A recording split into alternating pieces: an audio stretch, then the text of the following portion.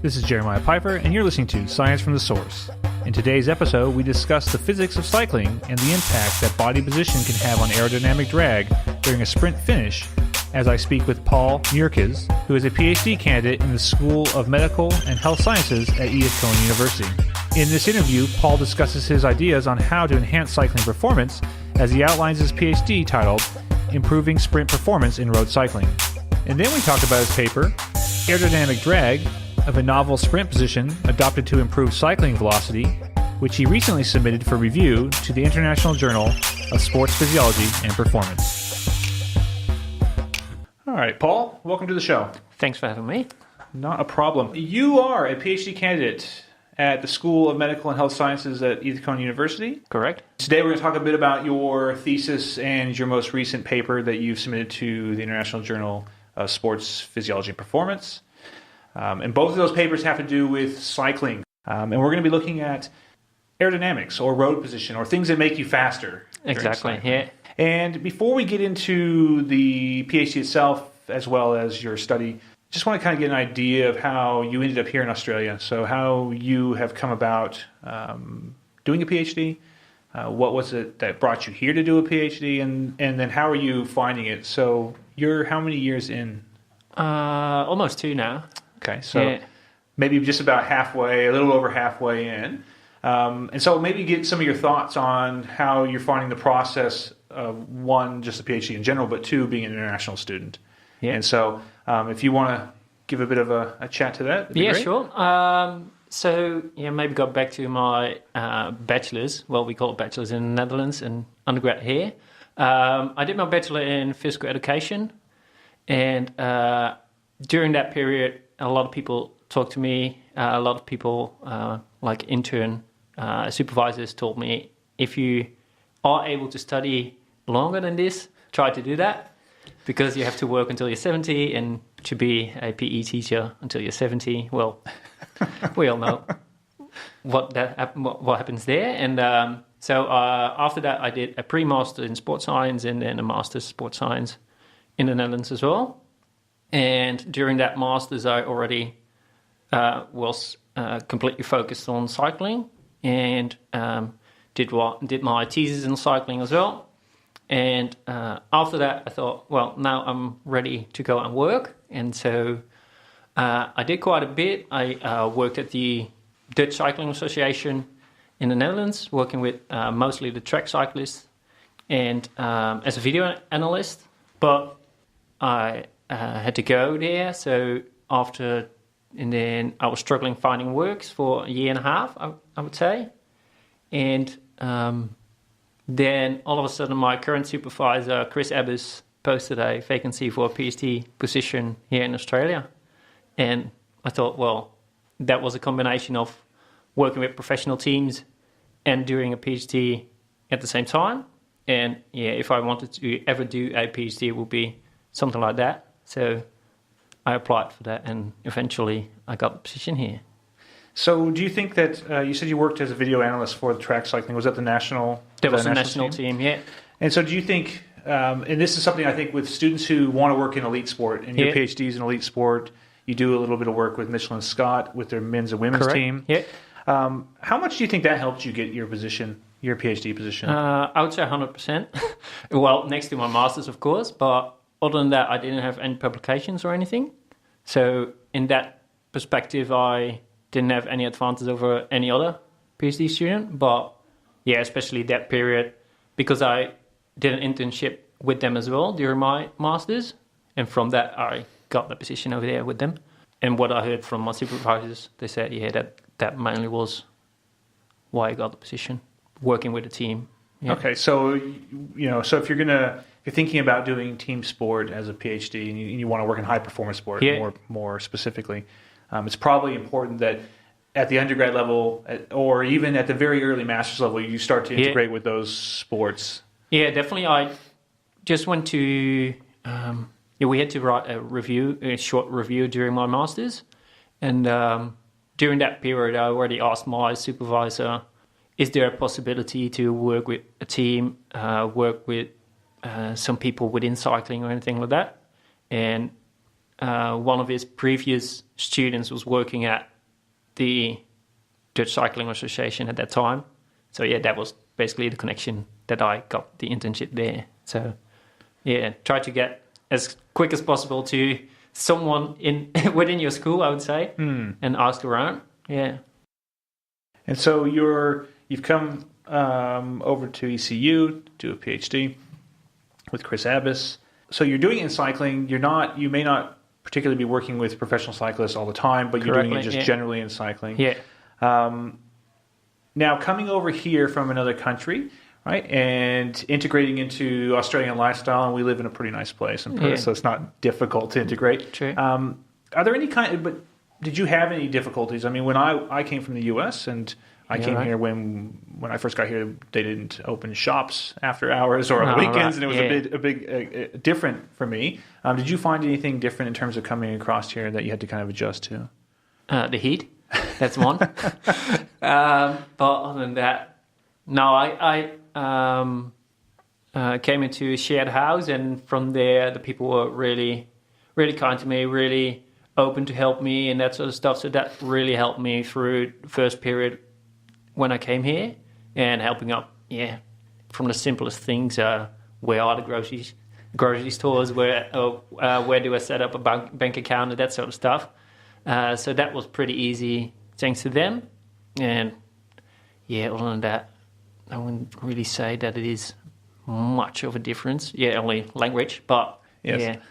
But you speak English very well anyway, so it's not a huge issue. So, but now you're trying to you're working in a field, or you're working in an area that's, I won't call it a specialty area, but cycling is a niche group. I mean, most of the population doesn't cycle. Most of the population doesn't cycle at the level that you're looking for. What you're looking most likely for numerous amounts of subjects to do your studies. Coming from another country, you get here. How did you build those relationships to start to recruit participants? So back home I was only used riding mountain bike instead of road bike, and I bought my road bike in Joondalup, and they were organising rides from that shop. So I started riding with them, and also during the week I ride with some of the people from there. So based on that, I created I would say, bigger group of people that I knew within cycling. And also, when it comes to recruiting people, I posted a lot of flyers on Facebook pages and that sort of stuff, so to get the people in and to see if people were interested in, from other shops or from other clubs, I would say, or teams. Okay, so you're able to build a bit of a social network around yourself, both with actual social network as well as you being a cyclist yourself. And do you find that you get a lot of participants from your just local cycling group? I would say half of my first study was from that group. Definitely. Yeah. I mean, why I'm asking, kind of getting to that point, is that I think when people come across to a new country to do a degree, it can be quite isolating. You've moved away from your country, your family, your friends, and you're expected to kind of get on with work almost instantly. Yeah, true. And it can be very important to make those kind of social connections, and being part of the area that you're studying makes it that much easier. Yeah, it definitely does. Yeah, totally agree on that. Yeah. Okay. Now, in terms of your thesis, so again, your thesis is titled Improving Sprint Performance in Road Cycling. What I want to know, and I have some questions, but I'm going to let you just kind of have a chat about it, is what is it you're trying to do? So if you can kind of give an overall view of your thesis, you don't need to go into huge depth, but kind of give a brief overview of what it is you're trying to do, how you're trying to achieve that, and what do you think your thesis is going to do in terms of the information that's available and how it's going to add on to that information. Yeah, right. So one of my supervisors, Paul Merkes, he finished his PhD a few years back, and his PhD was basically about describing the sprint within road cycling and what happens in the sprint, how much power does someone produce during the sprint, how long does a sprint take. And we wanted to work a bit further onto that, and Paolo is still working with Midget and Scott at the moment as well, Midget and Bike Exchange as well. And when he was working with one of their riders, one of their sprinters, he took him to the wind tunnel and put him in a rather novel position. And the novel position included the rider to lower his torso and move his head forward, and basically being with your head above the front wheel. We thought, in general, that position would be more aerodynamic, but it hasn't been studied before, so we wanted to look a bit more into that position. And what I'm doing in my thesis is that in study 1, I looked at the aerodynamics. How much does it have any benefit compared to other sprint positions?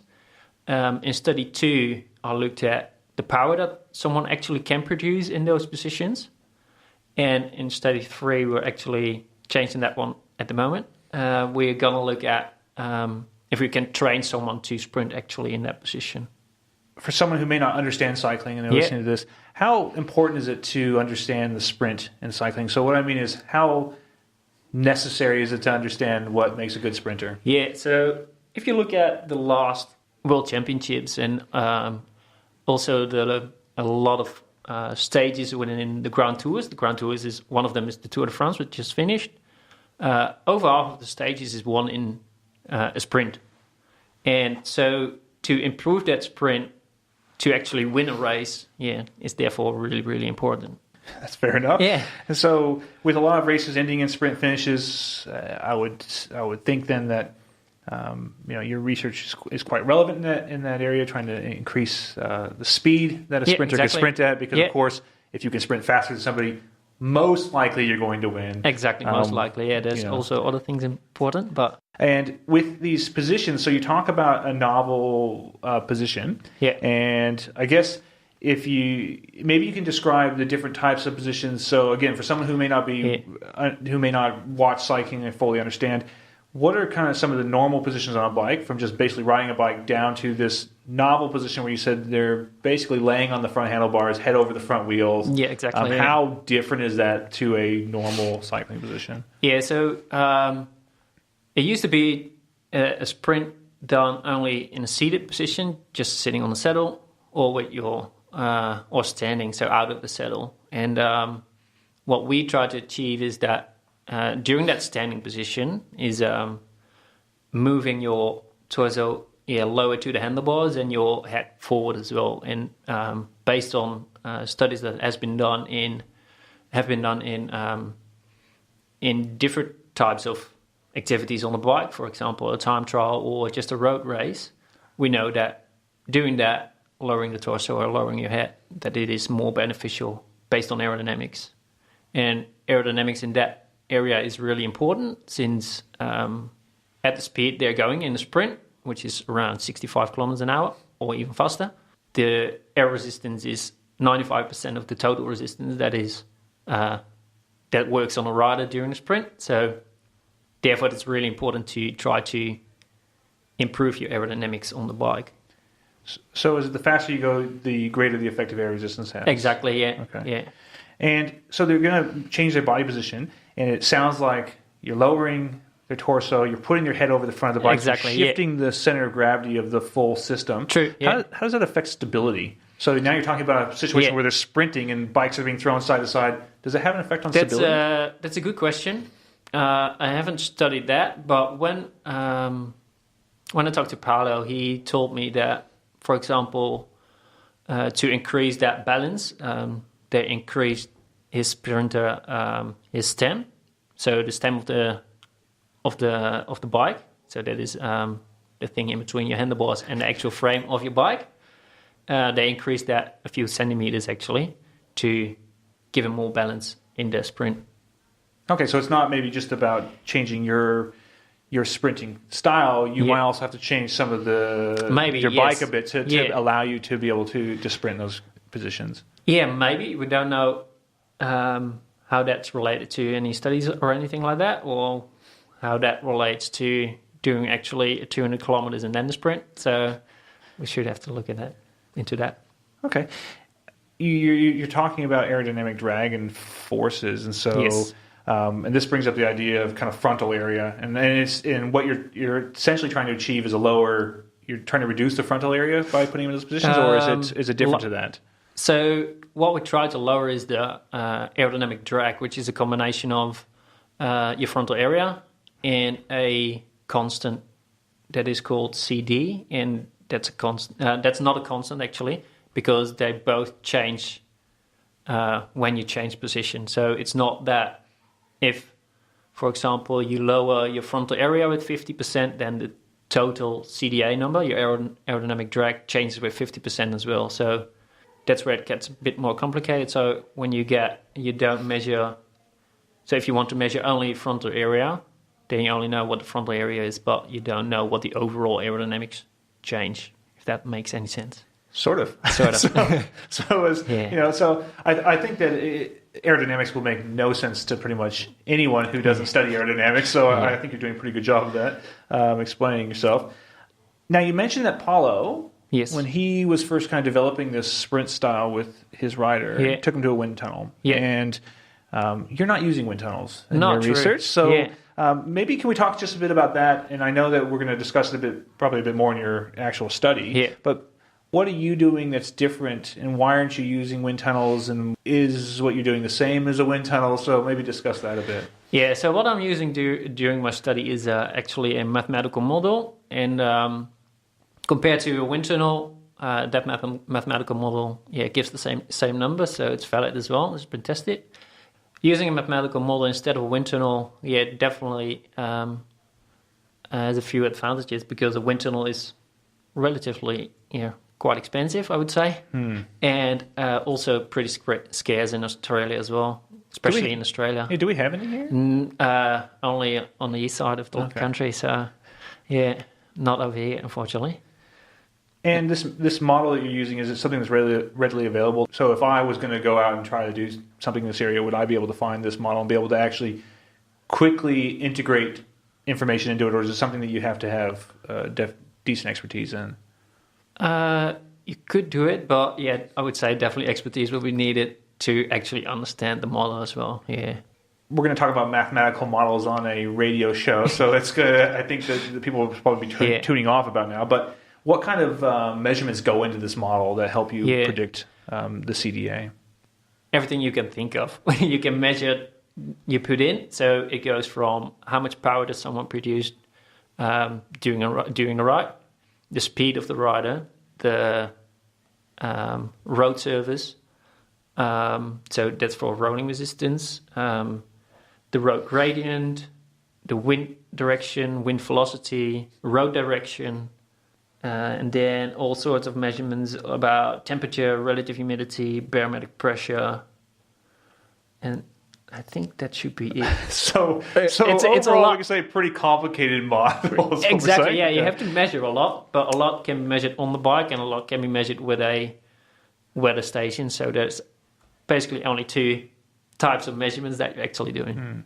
And when you say you can be measured on a bike, so you're talking about things like power output, speed, and that sort of stuff. And for that, if you're going to be working in this field, and we'll kind of get into just the logistics of measuring things, you know. So does it matter where the power is being measured for that?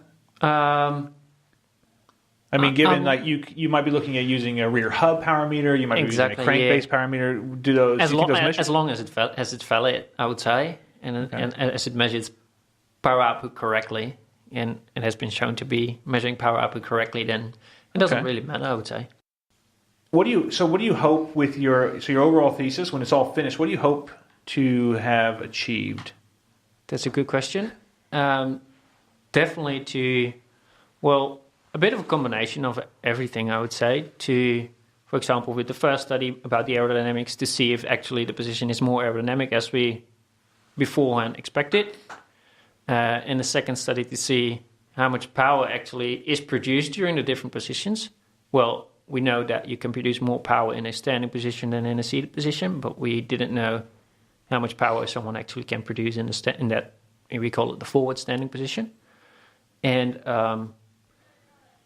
since my third study is changing at the moment, we want to train someone actually to sprint in that position and to better adopt the position than only after 1 week of training. And how many people currently sprint in a position like that? I can think of two that I know offhand. I can't remember the second name, but I can think of one specifically. Yeah, so at the moment it's mainly two sprinters, and some people are lowering the torso a bit, but not as extreme as those other two are using it. For those two individuals, and I was thinking about this last night, both of them are quite small. That's true. So they're not, and when I say small, I mean there are some very big sprinters in the pro peloton, and they don't adopt that position. They adopt more of a standard power position. Yeah. How much difference does it make? How much difference do you think it makes, that position? I mean, because you do have a smaller rider that can get in that position. I would imagine they're not generating the same power as some of the other sprinters, but they're as competitive. So how much of a difference do you think that position makes? You gain between 3.5 and 4.5 kilometers an hour in the sprint, only based on aerodynamics, when you sprint in that position. So compared to being fully upright to actually sprint, in that way, you're more beneficial. But as I said, from the study 2, I'm currently actually looking at that data, how much power someone can produce during those sprint positions. I'm not really sure yet. So okay, yeah. But I was thinking about just the other night and thinking about Peter Sagan in the race for the green jersey. And a lot of times, in the big grand tours, that sprinter's jersey is won sometimes in the intermediate sprints. Yeah, and people don't want to go all out in the sprints because they don't want to waste themselves for the final sprint. Yeah. Do you think that adopting a position similar to this might allow you to be faster in the sprint but use less energy and therefore, I definitely maintain think so. Towards the end? I definitely think so. Yeah. Also, when you look at those intermediate sprints, most of them are actually seated, sprinting seated position. So to let's say save energy. But I definitely think if you are lower, less air resistance. And since air resistance has that 95% of your total resistance, I would definitely say they will save energy. Yeah. And given some of the work with Paulo, looking at kind of the last bits of a sprint coming in, the last 10Ks, it's quite a high intensity coming in the last 10Ks, and it's no laughing feat to hold the power you need to get to that final sprint. So something like this might really be the difference between that person being slightly fatigued and be able to win a race, or being slightly fatigued and not be able to win a race. Yeah. Okay, so we'll transition to the study. How's that sound? So we're going to talk now about your study you just sent off to the International Journal of Sports Physiology and Performance. Yeah, exactly. And that's in review now? That's in review, yeah. Okay. How long ago did you send it out? I think 11 or 12 days. Okay, so just a baby. It's just a baby in review. Exactly, yeah. Okay, so, and that was termed aerodynamic drag of a novel sprint position adopted to improve cycling velocity. Now, we've kind of got a little bit of information in the last segment about the study. If you could maybe just talk about your study, and what I ask most people to do is tell me, again, even though you've probably covered a bit, why you did this study, what you did, what you found, and what it means. So if you want to kind of just talk to that. Yeah, right. So why did we do it? So we know that aerodynamics is a big part within road cycling, mainly from studies in other than sprinting. And so we tried to change the position based on previous studies with lowering the torso and lowering the head of a cyclist. And we wanted to know how aerodynamic that position actually is. And how did we do that? We tested 11 recreational male road cyclists. And what they did was they performed, on 2 separate days, they performed a aerodynamic test, the same aerodynamic test, and they rode 250 meters in 2 directions and at 3 different speeds, so 25 kilometers an hour, 32 and 40 kilometers an hour.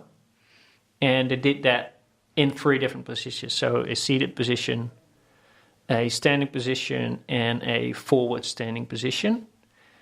And that resulted in a total of 18 efforts. And so we used 6 of those efforts from every sprint position to calculate 1 number of aerodynamic drag, or CDA. And what we found is that the CDA was lower within the forward standing position, and resulting in 20 and 24% reduction in CDA compared to the seated and the standing position. And that when you use a different, you use that model again to calculate the speed that actually can actually be gained during a sprint with that reduction in CDA. That results in approximately 3.5 to 4.5 kilometers an hour increase in sprint velocity in that position. And so we also tested on 2 separate days to look at the reliability of testing CDA in these positions, and we found that it actually showed poor reliability.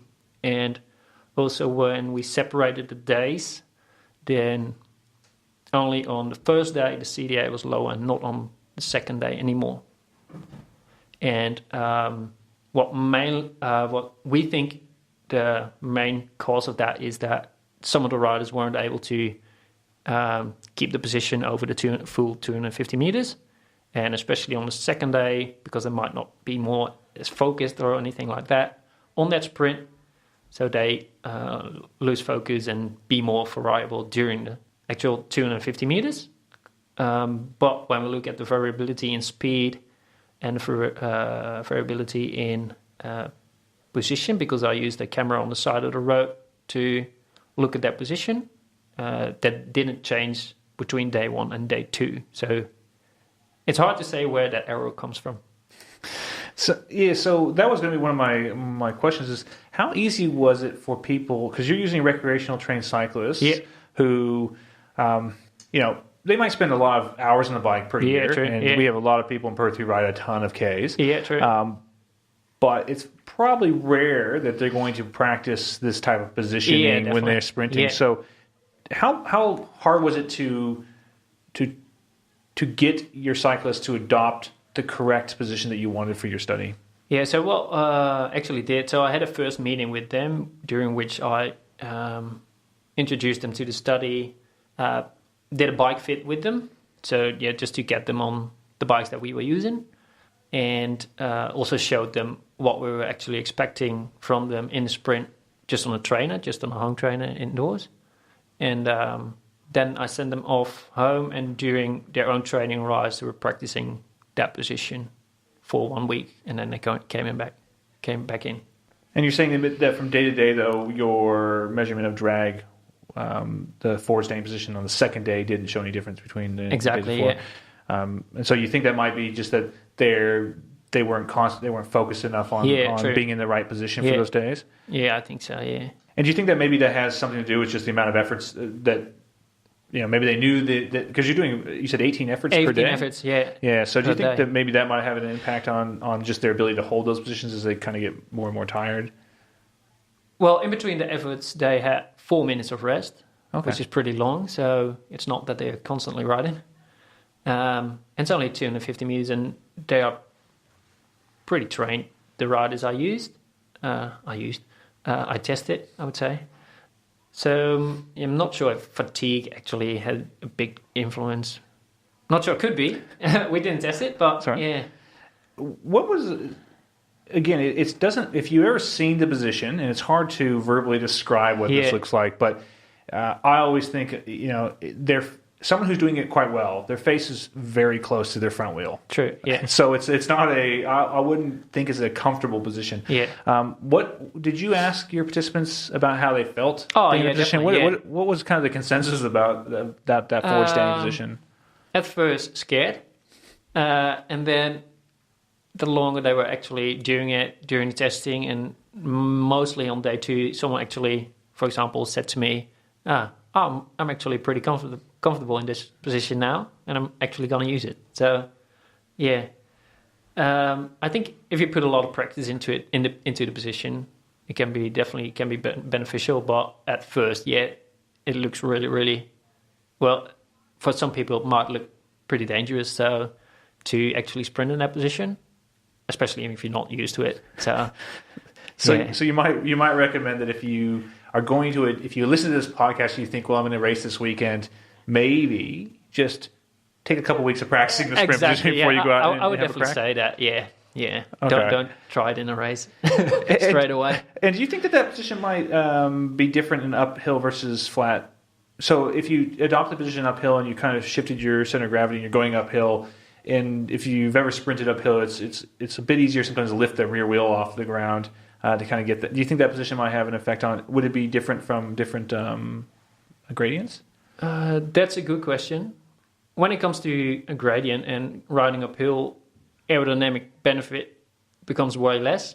Gravity becomes more and more important. So depends on the gradient, I would say. If it's only like 3 or 4%, it still can be beneficial, I would say. But yeah, when you go to 9, 10%, then I'm not sure. Yeah, Okay. I'm not sure.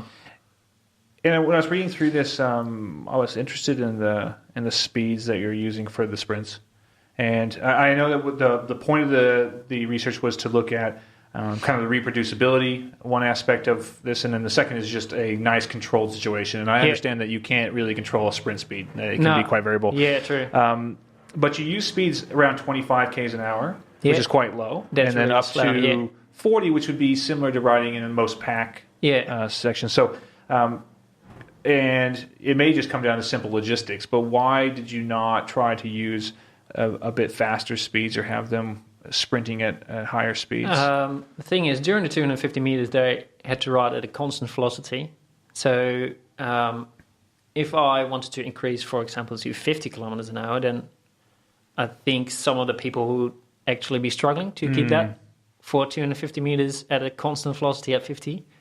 So, and these were the actual numbers used in previous studies as well. So that's why we chose to use these as well. If you would go for faster, then you don't have to hold the position that long. So that would be less variability as well, to less fatigue, I would say, because it's what some riders said, pretty strenuous on the upper body, because you're basically holding a push-up all the way down. So I don't know. Mainly because of previous studies, we used these speeds.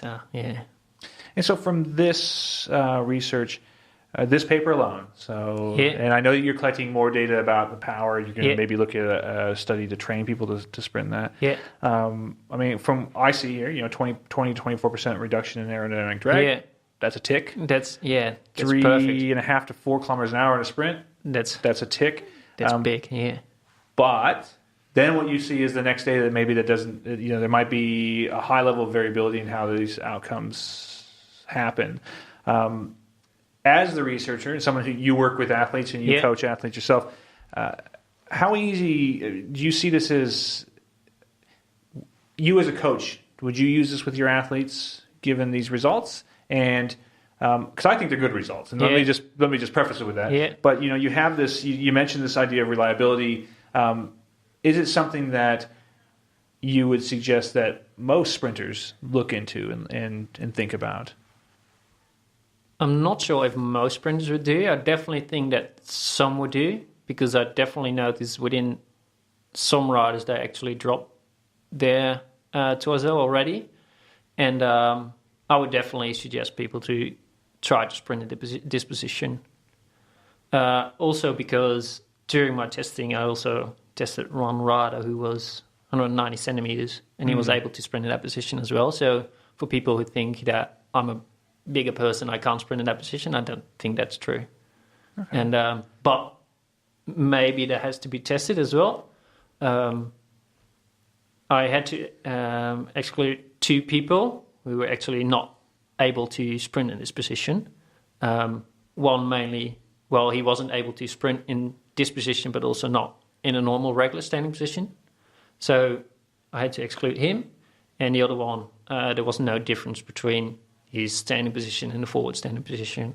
So I had to exclude him as well. And if that's due to lack of skill, lack of flexibility, lack of, whatever, I don't know. But, so we had to exclude 2 as well. So it might not be for everyone, but maybe for some, it definitely will improve the sprint.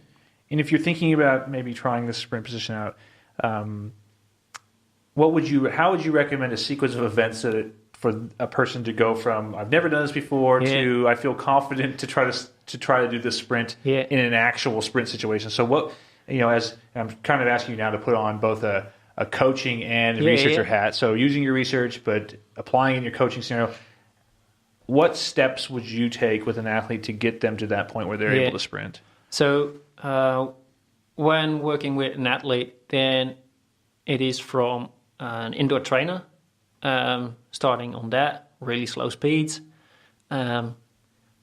maybe increase the speed a bit, not that much, because it is a bit wobbly on a trainer and maybe even more, looks more dangerous when you're on the trainer. Then go outside and where you have actually the more balance because you can throw the bike around and gradually increase your speed from low, actually really, really slow speeds to increase to maximum sprint. And how to adopt the position? Well, it's basically going down as if you're doing a push-up. And some riders were actually also dropping the hip, but when you do that, you can produce less power. So try to keep your hips up as well. Okay, and how long do you think it takes for someone? And I think you've mentioned it. I may have just missed it. So with your study, how long was it between the time that you taught them the technique to when they were actually comfortable doing it on the road? How long do you think that takes to kind of get that, on average, to get comfortable doing that sprint? Well, actually, the rider of Paolo, if I'm correctly, and please don't judge me if I'm not correctly, I think his rider was practicing this position for over a year before he actually used it in an actual sprint on the road. So it comes a lot of practice with it, and I'm not really sure if it has to be that long.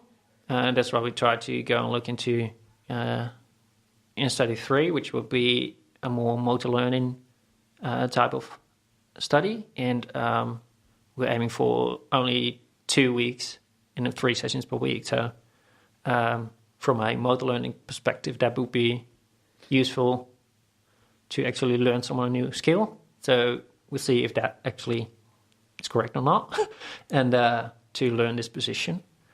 And but when I look back at this study, we used 1 week of training and a familiarization session as well. And when I look at some of the riders, they were actually pretty good in the position already. So it can be really, really quick, and really depends on how you practice it and where you practice it, I would say. Okay, so again, I think the take home then is it's good, it makes you faster, but maybe don't just take it to your local crit this week and have a crack at it. So it's something that you might need to work on. Could be 2-3 weeks, could be in some situations up to a year. Yeah. I mean, I'm assuming that the year, it was a professional athlete, maybe they thought that doing things that might change their chance of winning a race would be, a bit of an issue. So it takes a longer time to adopt something like that. But it may be something you want to try a few times on your own before you do it next to somebody else that's sprinting with you. Maybe a group ride over the weekend. That's it. Yeah. So practice it a bit before you go out and you try to mix it up with 20 guys in a field sprint at the end of the race. We're getting towards the end of time, so it's been that quick.